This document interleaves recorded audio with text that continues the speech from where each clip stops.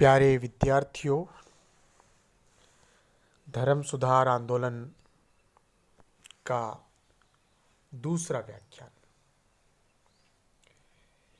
विगत व्याख्यान की चर्चा यदि हम करें तो विद्यार्थियों, आपको स्मरण होगा कि इससे पहले के व्याख्यान में हमने धर्म सुधार आंदोलन की पृष्ठभूमि कि कैसे किस प्रकार से शुरू से ही ईसाई धर्म में दो प्रमुख शाखाएं चल रही थीं, रोमन कैथोलिक चर्च और ऑर्थोडॉक्स चर्च। और यूरोप में रूस और उसके आसपास का जो क्षेत्र था वो ऑर्थोडॉक्स के प्रभाव में थे और शेष कैथोलिक चर्च के। और हमने यह भी किया था कि व्यक्ति पूरी तरह से चर्च के चंगुल में था, क्योंकि चर्च का स्वरूप जो कभी प्राचीन काल में होता था वो मध्य काल में बिगड़ चुका था।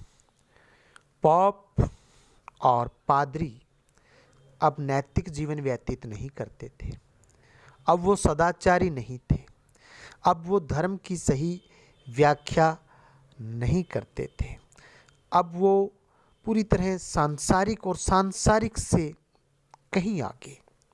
सांसारिक के जीवन में फिर भी नैतिकता होती है, लेकिन घोर अनैतिक लोग थे, भोग विलास में लिप्त रहने वाले, दुराचारी, अत्याचारी और लालची, पाखंडी, धूर्त, अहंकारी, जो विशेषण आपके मस्तिष्क में आए, इस किस्म के सब उन पर लागू होते थे और उन्होंने लोगों का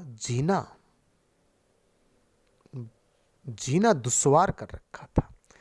ये हम कल चर्चा कर रहे थे। उसी चर्चा में हमने धर्म सुधार आंदोलन का अर्थ भी किया था। हमने इतिहासकार डीजे हिल की परिभाषा की थी।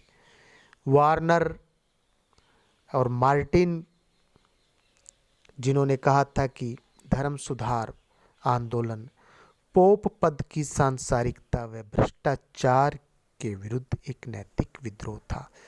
ये सब हमने किया और कैसे जब लोगों ने प्रोटेस्ट किया कैथोलिक चर्च का, तो एक नया मत निकला प्रोटेस्टेंट धर्म के नाम से। ये हमने कल मोटा मोटी किया था। आज हम करेंगे पुनर्जागरण आंदोलन के कारण क्या थे। आज माफ करना विद्यार्थियों, धर्म सुधार आंदोलन के कारण क्या थे। इतना बड़ा आंदोलन जिसने पूरे यूरोप के अंदर इतना बड़ा परिवर्तन किया, वो आंदोलन क्या किसी एक कारण की वजह से हो गया या कोई एक घटना के कारण हो गया? आखिर कैसे एक इतना बड़ा आंदोलन चला जिसने पूरे यूरोप को प्रभावित किया, दुनिया को प्रभावित किया? उसके कारणों में पहला कारण पुनर्जागरण का प्रभाव। मैंने विगत व्याख्यान में ही कहा था कि पुनर्जागरण से ये प्रभावित है, इसलिए हम इसको वाणिज्य क्रांति से पहले कर रहे हैं।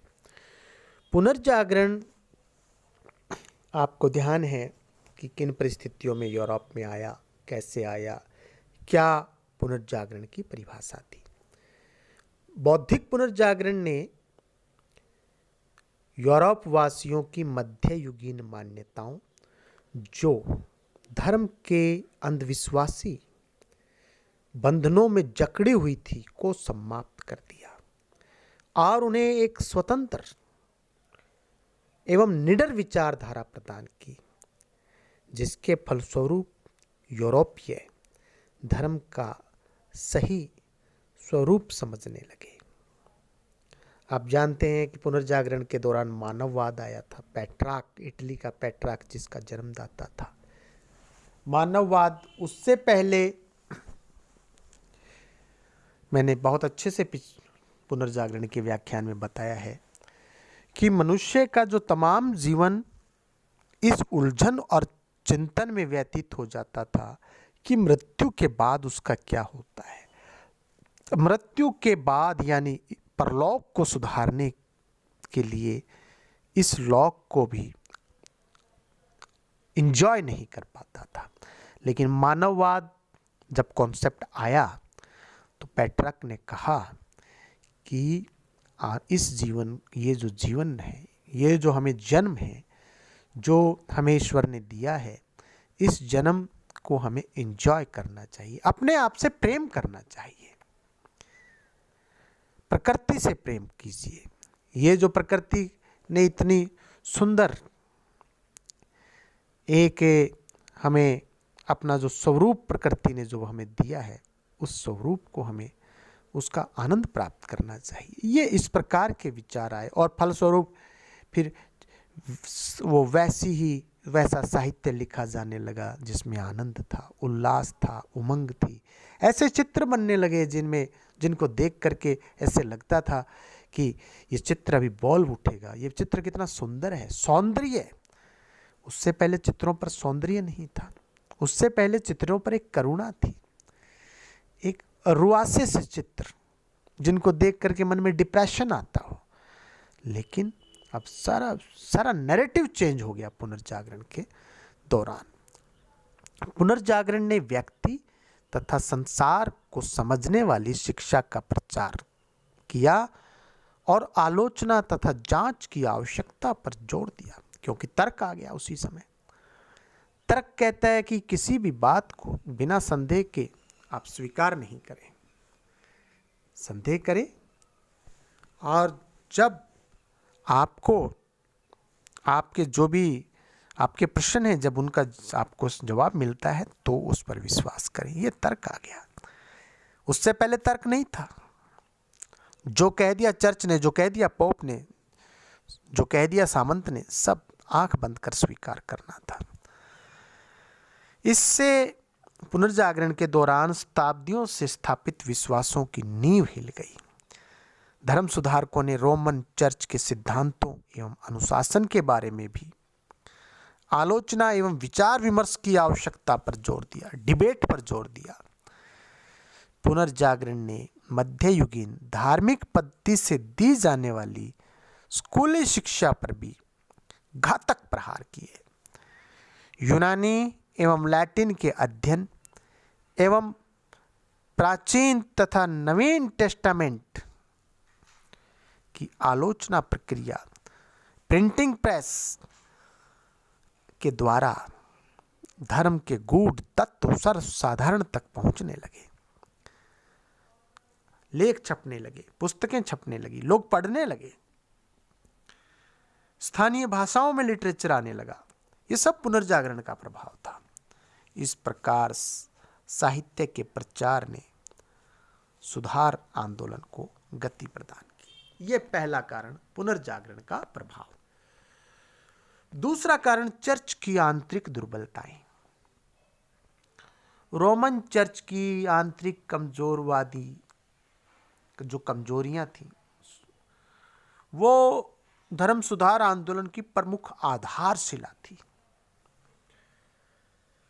हम बात करते हैं 1378 ईस्वी की, जब पोप ग्रेगरी की मृत्यु हो गई और उसके बाद पोप पद को लेकर रोमन कैथोलिक संप्रदाय में जो मतभेद उत्पन्न हुए, उससे पोप पद की प्रतिष्ठा को गहरा आघात लगा। ग्रेगरी की मृत्यु के बाद जो कार्डिनल्स हैं, पिछले व्याख्यान में मैंने बताया था कि पोप का चुनाव कार्डिनल करते थे और वो जिंदगी भर के लिए होता था। कार्डिनल ने उर्बन को पोप चुना, उर्बन 6 को, छठा उर्बन, परंतु उसके क्रूर और बुद्धिहीन कर्तव्यों ने कार्डिनलों को असंतुष्ट बना दिया और फ्रांसीसी कार्डिनल रोम से भागकर नेपल्स चले गए और उन्होंने क्लीमेंट सेवंथ को नया पोप चुना। इस प्रकार 2 पोप हो गए। बड़ी विचित्र स्थिति हो गई विद्यार्थियों।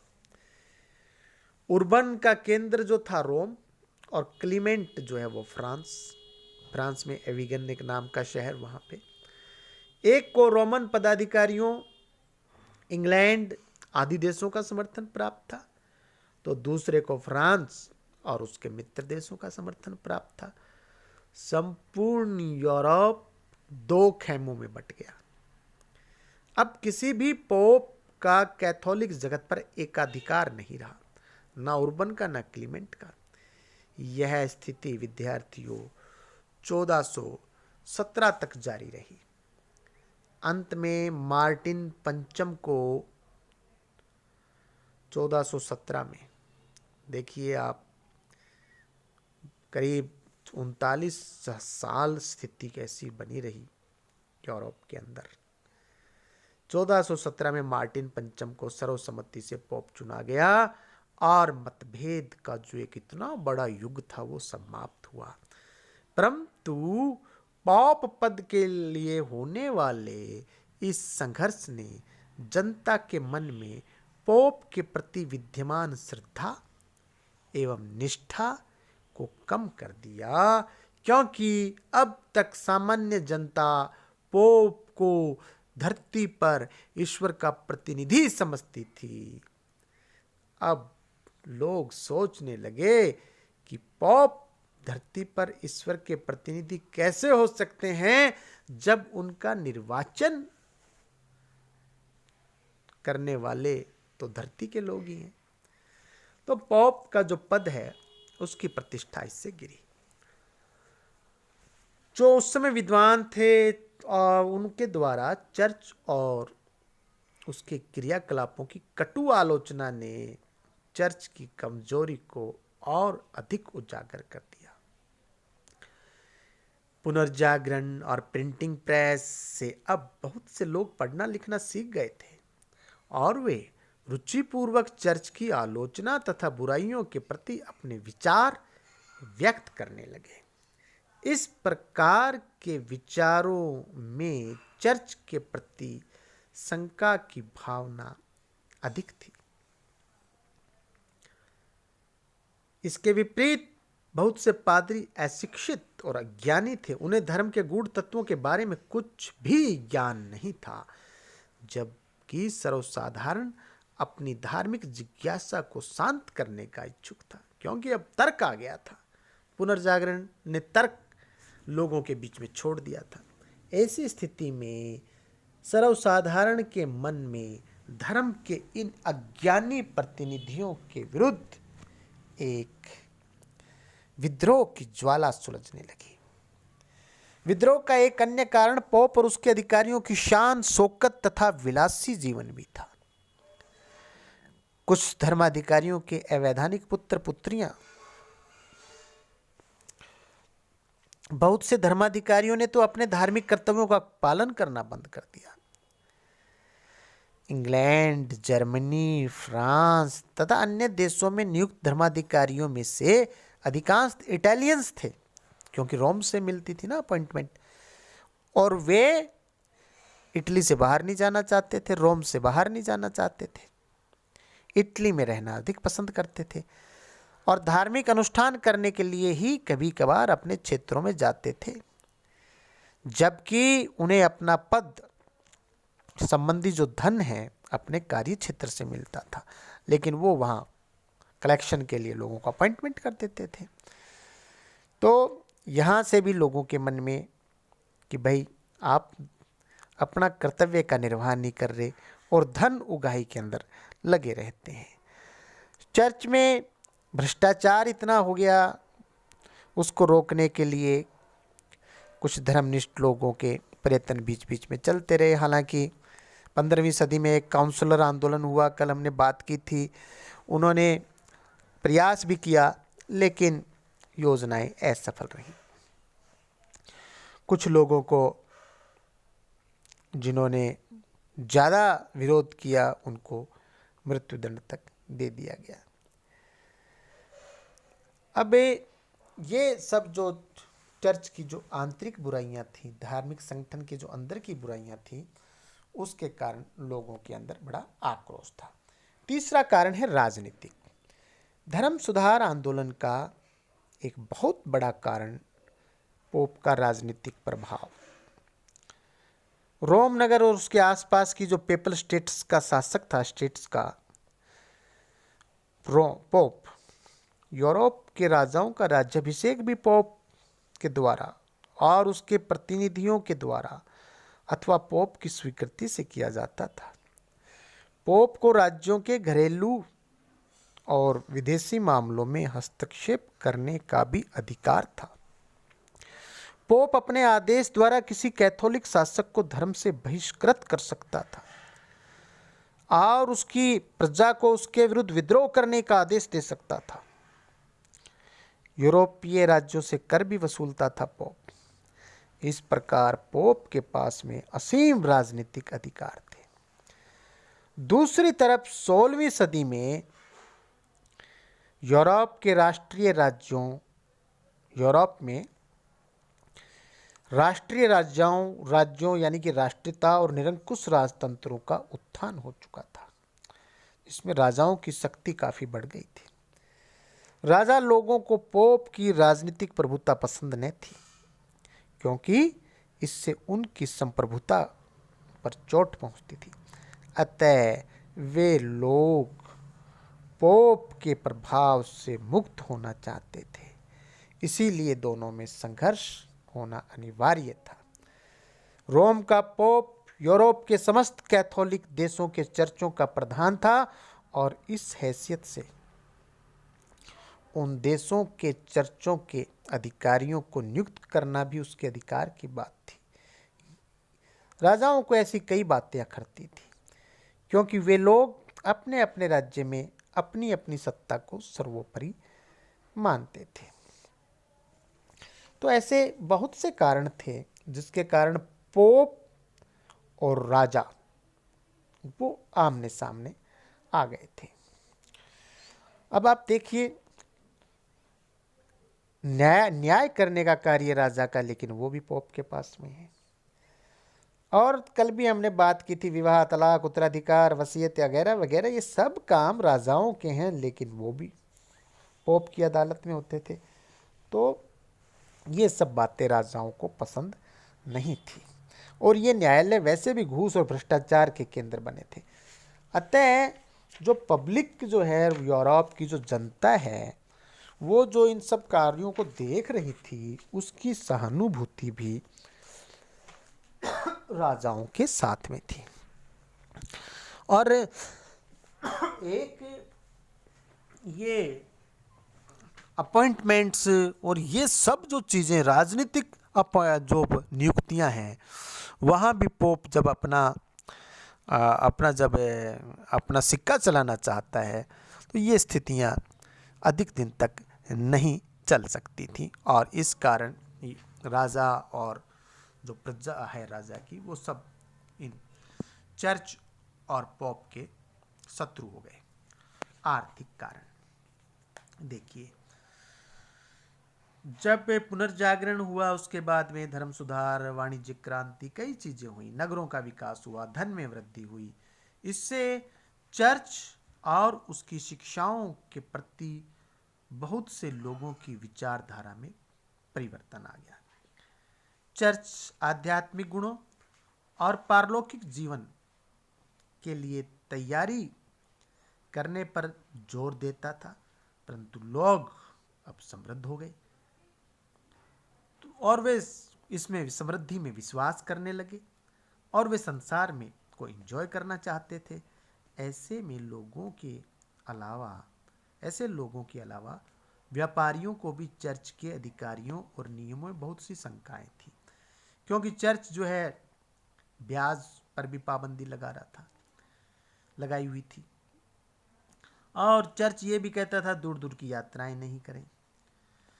तो और व्यापार वाणिज्य के द्वारा अर्जित पूंजी करके जब वो वापस लौटते थे, तो उसकी जो प्रॉपर्टी, उसका जो धन कमा के लाया व्यापारी, उस पर भी पोप की जो है दृष्टि रहती थी।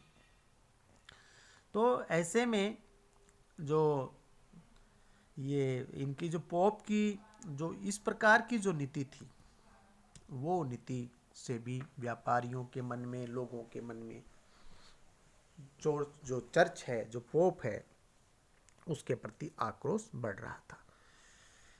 अन्य कारणों की यदि हम बात करें, धर्म सुधार आंदोलन के लिए कुछ अन्य कारण भी थे जिनका सभी का उल्लेख एक संभव नहीं है, फिर भी एक दो उल्लेख हम करेंगे।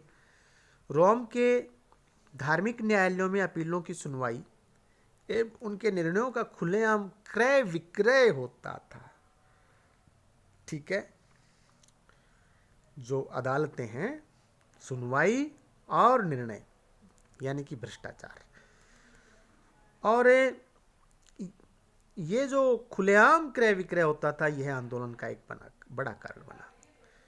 इस प्रकार की व्यवस्था में निर्धन लोगों को न्याय नहीं मिलता था और धनवान अपने धन के बल पर अपने अनुकूल न्याय पाने में सफल हो जाते थे। एक अन्य कारण, चर्च के बड़े बड़े जो पद हैं, चर्च उन पदों को बेचता था और जो अधिक धन देने वाला व्यक्ति था, पोप उस व्यक्ति को नियुक्त करता था।